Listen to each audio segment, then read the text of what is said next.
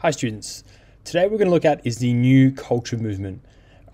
This is an intellectual kind of revolution that takes place between the period from 1917 to 1923, although we see elements of this before and after these dates. And it forms a part of a larger kind of intellectual exploration and explosion of which the May the 4th movement is one aspect of, what we're going to look at in a later lesson as well. The new culture movement is described by historians as a Chinese Renaissance. It incorporates Western ideals, things like democracy. It also draws upon anti-imperialism. It's awakening this national identity and seeking for unification of China. And throughout this topic, what we're going to be looking at is how significant is the new culture movement to China? What changes does it bring about? Are these long-term or short-term? And ultimately, how do the nationalist movement and the communist movement, which are arising during this period, how do they draw upon ideas as a part of the new culture movement? So, as I mentioned before, the new culture movement is an intellectual revolution, changed Chinese culture and the way and thought itself. And it's a radical movement, in order to change the thought base of a fairly traditional, conservative Chinese society, and it's seeking modernization. In order to do this, it focuses on introducing Western thought and Western ideas, destroying cultural traditionalism and Confucianism. And as I mentioned, it has been referred to as a Chinese Renaissance. So the new culture movement is referred to in kind of three different stages. So this is borrowing from the work of Hugh C, who writes The Rise of Modern China. And he breaks it down into three different stages. Stage one is the self-strengthening movement, superficial attempts at diplomatic and military modernization. We have the reform and revolution, the acceptance of Western political educational institutions, and the period that we're focusing on is this intellectual awakening. So this is the final stage in shifting away from Chinese, from traditional Chinese base, towards complete kind of Westernization. So this is the last stage in a much earlier elements to try to adopt Western views and China's response to Western impact. So we're going to focus on a couple of key intellectuals, and you're going to need to know these, when looking at their role and how they formulate their particular party, either the Nationalist Party or the Chinese Communist Party. Chen Guishu is one of these. He's trained in classical studies. He passed the Qing service civil service exam in 1896. He then goes to study in Japan. This becomes a kind of a critical element in a lot of these intellectuals. Studying abroad awakens them to a whole range of different views, different philosophies, different values that they wouldn't have learned within China itself. He then moves to France as well. He returns home and he participates in the 1911 revolution, although he's not a member of Sun Yat-sen's Tongmenghui. He then flees to Japan after the Second Revolution in 1913, and he returns in 1915 after the 21 demands. These are the demands, remember, that Hugh C signed, which pretty much grants Japan pretty much total control of Chinese economy, foreign affairs, their military, and a real loss of Chinese independence. And he founds this critical magazine called the New Youth magazine, and he would go on to work with other members such as Li Dazhao and Mao Zedong to formulate the Chinese Communist Party. Another key individual is Kaiyong Peng. As you can see, a key element of his, he studied in Germany. He returns home, and he becomes the Minister for Education in Dr. Sun's government. And he resigned when Hugh C took the presidency. He then travels further to to Germany and to France, returning to take up the chancellorship of the National University of Peking. And he makes great changes in reforming the institution into an intellectual powerhouse. He gets rid of the old traditional Qing values and focuses on modernizing education, modernizing tertiary education. And the last one is Hugh C. He studies in the US. He earns a Bachelor of Arts and a PhD in philosophy from Cornell and Columbia. He returns home and he becomes a professor of literature at Kaiyong Peng's National University of Peking. He's heavily influenced by the philosophy of pragmatism, which he takes from John Dewey, and scientific methods and thought and the evolutionary improvement of society. He initiated the movement of the vernacular use of Chinese in literature. So he starts to reform. He's a great leader of literary reform within China, and the adoption of the simplification of Chinese characters. So what are kind of the long-term causes for this? And as I spoke about, okay, this is part of it. This is the third stage in a much broader movement towards the role of Western ideas in China. Okay, so Chinese intellectuals had studied nationalism, democracy, liberalism, socialism, pragmatism, scientific methods in Western countries. You can see there, okay, the figures really show the number of Chinese students outside who are studying in foreign places. And this all created a real drive for reform. As a result of World War One, we have an economic boom in China. Okay, Chinese exports become much more prosperous. Okay, and there is no more imports into China by foreign nations. Okay, and there's the foreign control of China in during World War One diminishes greatly. So this kind of fosters this domestic growth of Chinese industry and gives rise to this new merchant entrepreneurial class. Okay, we have the expansion of different urban areas. Okay, you can see here a photo of Shanghai in the period, and a lot of these new politically kind of conscious people are educated abroad. They're strongly nationalistic, and they have benefited greatly from reforms, and so they want these to continue to develop. The short-term causes, okay, is the failure of the 1911 revolution. So Hugh C's betrayal of the republicanism, okay, attempts at reinstating the monarchy in 1916, and ultimately, after the period of 1916, the descent into warlordism, okay, which we've already looked at. This, is a real, as I mentioned, okay, betrayal of the republic ideas that were initially set out by Sun Yat-sen in 1912, and this angered intellectuals and progressives.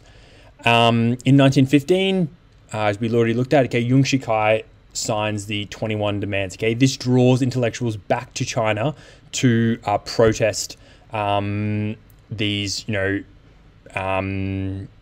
harsh demands which are imposed on China by Japan and agreed to by Hugh C, a real kind of violation of Chinese independence and the principles of what the republic was meant to be built upon. And so these start to kind of form. Merchants organized boycotts of Japanese goods, and a new culture movement started by a group of prominent intellectuals. So the scope of it, okay, it began as an intellectual response to the events in China, okay, focusing on the response to the 21 demands.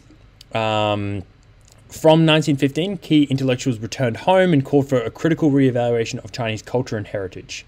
And the Confucian system was seen as a primary factor in blocking these reforms. And so that needed to be reviewed, critically analyzed, and it was found to be no longer relevant.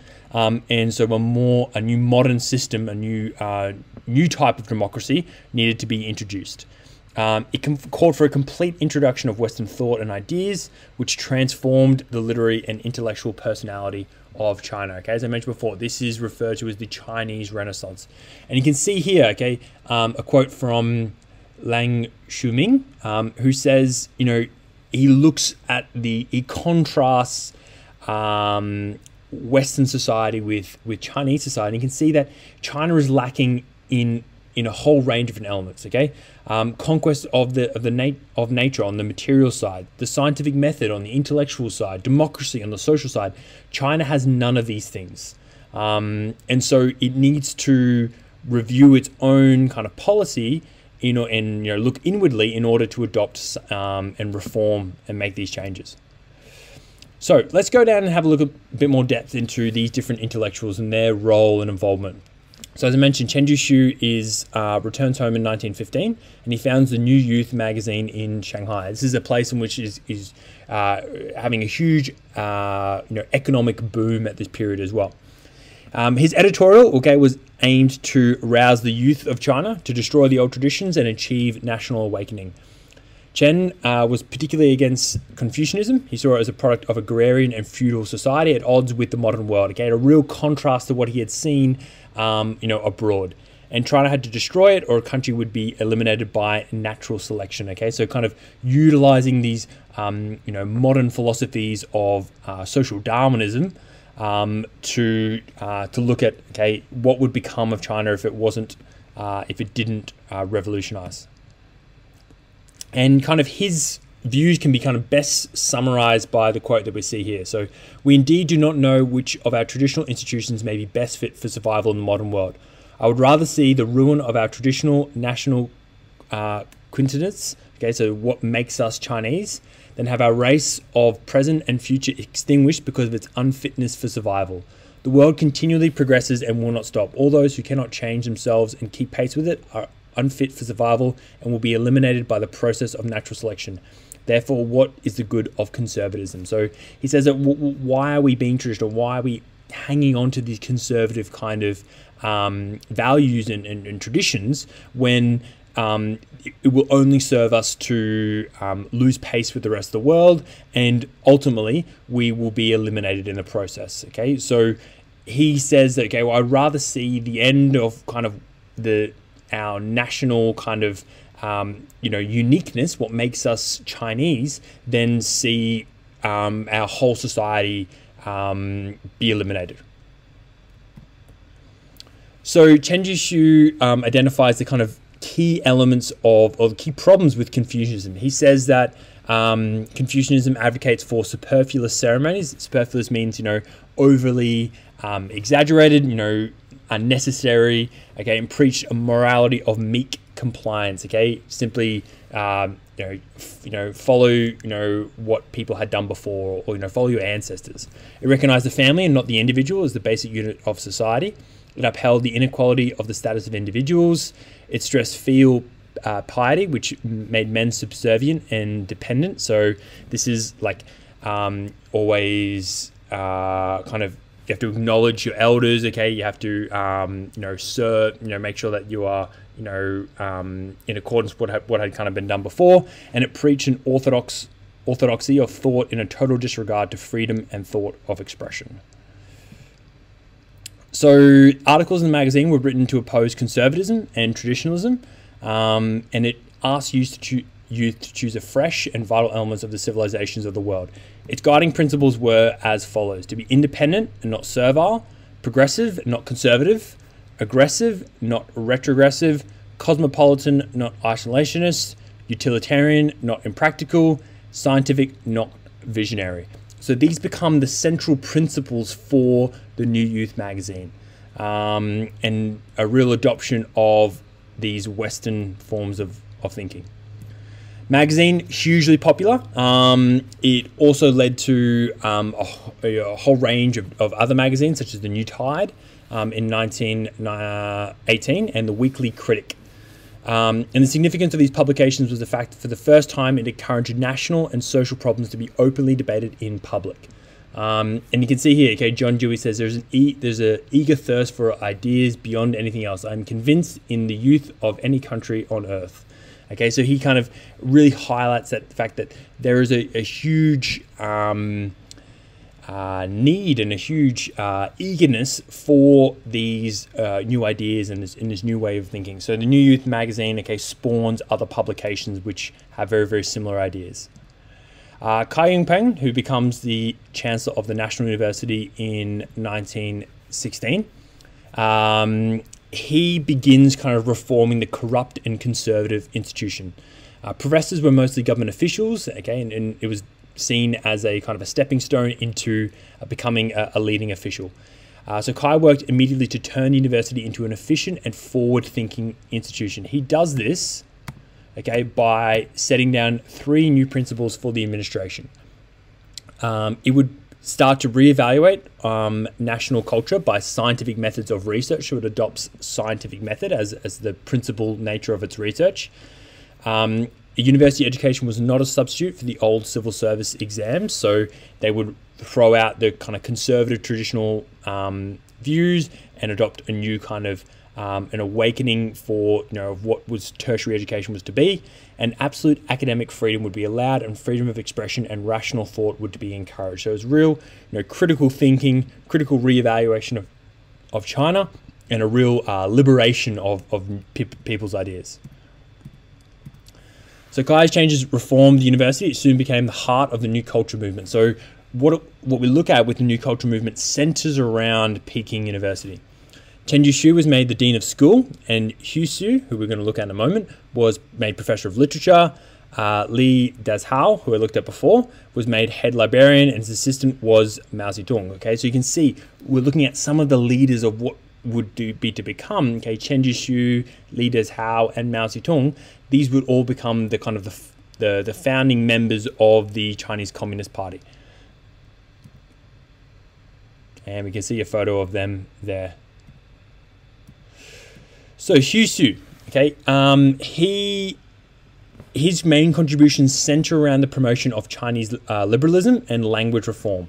As I mentioned before, he's inspired by John Dewey and is advocated for this idea of pragmatism, and as a philosophy to evaluate traditional ethics and ideas rather than simply to destroy all traditional values. Okay, so he's much more, you could say, like less revolutionary. We looked at Chen Guishu before. He says, what we should lose. It's better to lose what makes us Chinese than to be destroyed. Whereas Hugh C is much more kind of, can we find a way to bring the two together? So he preached a gradual bit by bit improvements of society through studying its problems and experimentation.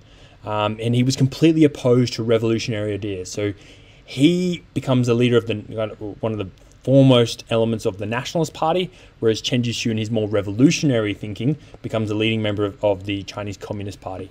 So two different ways of bringing about similar reform and similar revolution. Despite his pragmatism, Hugh was opposed to Confucianism, coining the phrase Confucius and Sons Incorporated, and his followers shouted down with Confucianism. He wrote many articles for the New Youth magazine, ranging from literature, history to textual criticism and pedagogy. This is about learning and education, and all urged a reevaluation of traditions. He argued that Confucianism viewed the idea of truth as eternal and unchangeable.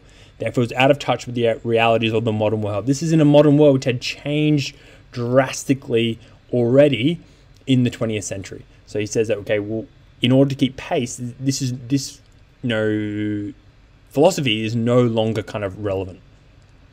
And he argued that truth is changeable according to its utility based on experimentation. Okay, so again, kind of really focusing on that idea of the scientific method. And his kind of, what we can look at in terms of his writing kind of summarizes, this focus on adopting this kind of critical perspective. So the spirit of the New Thought Tide is a critical attitude. The methods of New Thought Tide are the study of problems and the introduction of academic theories. The attitude of the New Thought Tide towards the old civilization is on the negative side, to oppose blind obedience and to oppose compromise. And on the positive side, to reorganize our national heritage with scientific methods. So it doesn't call for a complete destruction of national heritage, but asks it to kind of reevaluate with these new scientific methods in place. And the sole aim of the New Thought Tide is to recreate civilization, okay, based on, modernized China. So not completely scrap what makes us Chinese and heritage, but to, recreate, reform China into a modern kind of nation. Hugh has been most remembered for his campaign to replace classical Chinese characters with simplified vernacular language. This is the same Chinese that people use today. Making Chinese easier to read for the ordinary person. So he argued that traditional Chinese language was elitist and dead, and so it could not produce a living literature. These changes revolutionized literature and literacy, the government opting vernacular in all schools in 1920. And the historian John Fairback argued that the tyranny of classics had been broken. So the reforms, as I mentioned before, led to an intellectual bombshell. Magazines, New Tide, Weekly Critic were established. The New Tide, very similarly to the New Youth magazine, was governed by the principles of critical spirit, scientific thinking, and reformed rhetoric. And these magazines, together with the New Youth magazine, attacked traditionalism, be that old literature, old ethics, old human relations, and Confucianism. And so we have the summary quote of John Dewey, when he visits China in 1919. He says, "There's no country in the world where the students are so unanimously and eagerly interested as in China of what is modern and new in thought. There is this sweeping interest in modern ideas, and especially in social and economic matters, nor when the arguments of which can be brought in favor of the established order and the status quo have so little weight." So there's no support for traditional Confucian Qing thinking. Conservatism and the status quo have been thrown away, and they are unuttered. There is no support for them at all.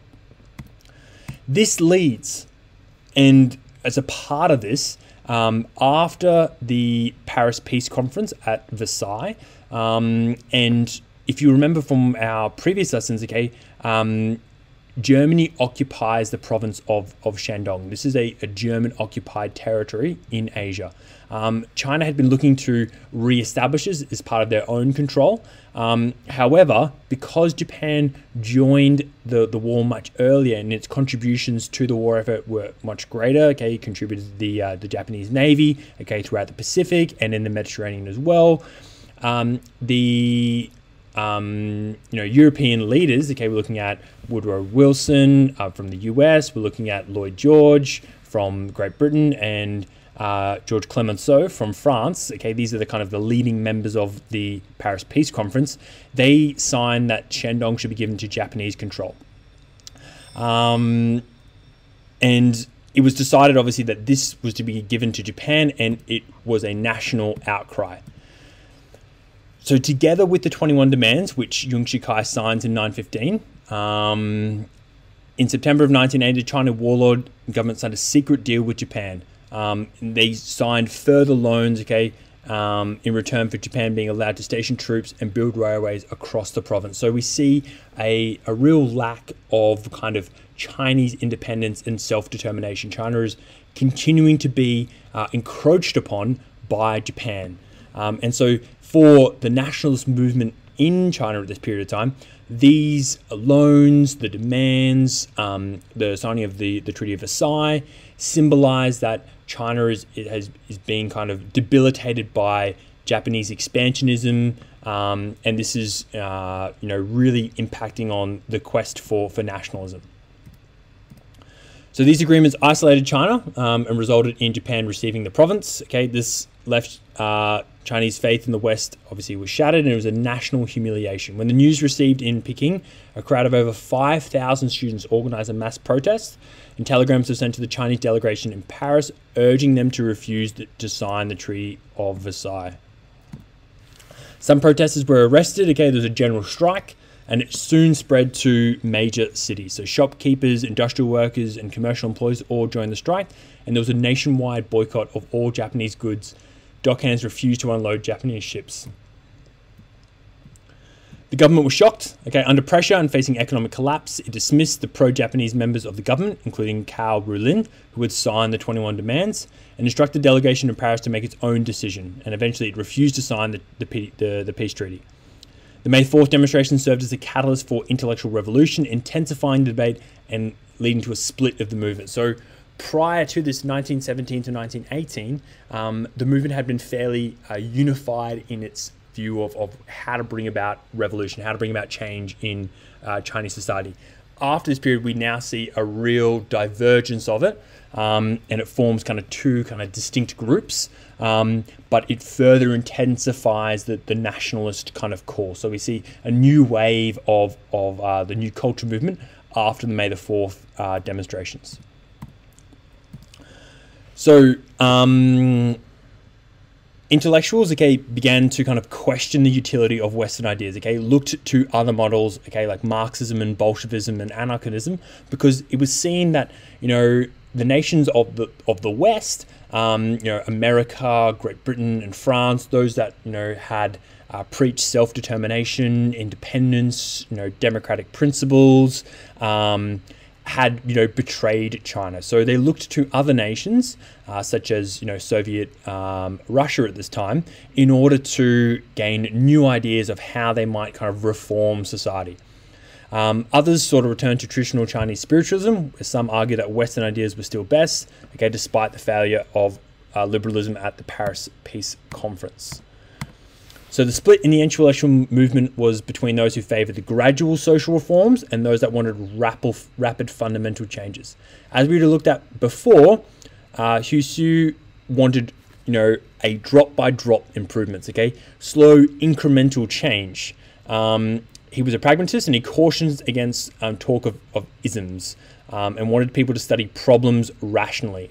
So he's a real focus on applying the kind of scientific method to these problems. Chen Guishu and Li Deshao said isms were necessary to give direction and to solve social problems. So these broader, bigger conceptual ideas were necessary in order to kind of drive the revolution. And they would go on to form the Chinese Communist Party. So overall, the new cultural movement fundamentally changes the intellectual and cultural discourse of Chinese society, introduced Western ideas, and brought China into the modern world. Not necessarily economically or maybe politically, but definitely culturally and intellectually, China is quickly modernizing at this period of time. And this leads to, obviously, economic and political reform. It led to a split of the movement. The debate focused on which path of Western development would be best for China. Some, like Hugh C, preferred liberalism and gradual improvements. Others advocated for revolutionary change on the principles of Marxism. So these debates led to the establishment of the Chinese Communist Party in 1921 by Chen Guishu and Li Deshao. Hugh and the more pragmatic reformers retreated to the academic study would eventually support the approach of the Kuomintang in the development of China gradually. The new cultural movement thus defined the intellectual discourses of these two groups up until 1949. So the ideologies and the visions of China which they develop, persist all the way through till 1949, and even today. If you look at Taiwan and China, these same debates continue to exist today. There's still two different splits in how these two different societies are to be organized. So the significance for the different groups, the liberals, viewed the movement as one of emancipation from old thought, old ethics, and old values. It was a Chinese Renaissance. Conservatives, people of older generations, those who still supported Confucianism, said it was a corrupting influence on the youth. Lacked respect for traditionalism, but it was useful for stimulating nationalism. And the radicals, like the Marxists, viewed the movement as one of human liberation. It was one of anti-imperialist and anti-feudal bourgeoisie democratic revolution. These are the words of Mao Zedong here. And it helped the proletariat gain their independence and consciousness. So the achievements. We have literary reform. We have the introduction of plain language, led by Hugh C in 1920, and new literature based on humanitarianism, feminism, romanticism, realism, and nationalism. Instilled social consciousness in the public. It became a literary revolution to revolutionary literature. The acceptance of foreign ideas, as I mentioned, these kind of form the basis of the Chinese Communist Party and the Nationalist Party, and result in the kind of development of their two different ideologies. It intensified nationalism. They stimulated the rise of young China. National confidence rose as people underwent psychological reconstruction. Decades of Confucianism were kind of destroyed, and as Li Takchao says here, it was a part of human liberation, and it was the destruction of Confucianism. So another event, including the 1911 revolution, managed to deconstruct traditional systems of belief in China. We looked at, even under Yuan Shikai, even after the 1911 revolution, Confucianism and kind of Qing-based monarchy continues to exist. We see this when Yuan Shikai declares himself an emperor in 1916. Okay, and then the warlords, okay, they used the traditional belief systems to kind of underpin their right and their authority to rule. So overall, okay, can we consider the new culture movement a revolution? It did create huge social changes in intellectual thought, but it didn't immediately change the socio-political realities of life in China. Okay, Hugh C in his work, The Rise of Modern China, refers to the May the 4th movement has been more effective at destroying the past than at constructing the future. So it was a real demarcation, okay, in terms of what modern China was to become. But it didn't necessarily go to clarify what that modern China would look like. It said we do not want to be a part of the, traditional China. We need to, split ourselves from the, continued perpetuation of traditional conservatism, traditional kind of Confucianist beliefs. But it didn't necessarily do that much to actually bring about real change. Okay, this still remained very much in the realm of kind of intellectual kind of theorizing about what modern China was to become. So it stirred up lots of debates and problems without creating lasting solutions for everyone. China was still ruled by warlords, okay, up until 1926, who remained unaffected by the changes and who held the kind of the keys for power. But ultimately, the nationalism which is kind of inspired as a part of this movement will eventually bring about changes, but these will take a bit more time to kind of develop. Okay, we need the development of the Communist Party, the development of the Nationalist Party, and to come together to get rid of these warlords. So it creates kind of lots of questions. Okay, and these become the kind of the key elements of what make up the the early 1920s up until 1926. What is going to be the future for China? Is it going to pursue this evolutionary, okay, drop by drop, approach, or is it going to be revolutionary? Is it going to have radical change? And what, how could the warlords be defeated in order to enact these changes? So that's what we're going to look at in future lessons, as we look at the kind of the birth of the CCP and the creation of the Nationalist Party, and we'll go into more depth about what happened on May the 4th, particularly, which continued to, boost nationalism and result in the kind of divergence of these two elements of the new culture movement. So I look forward to discussing that with you in future lessons.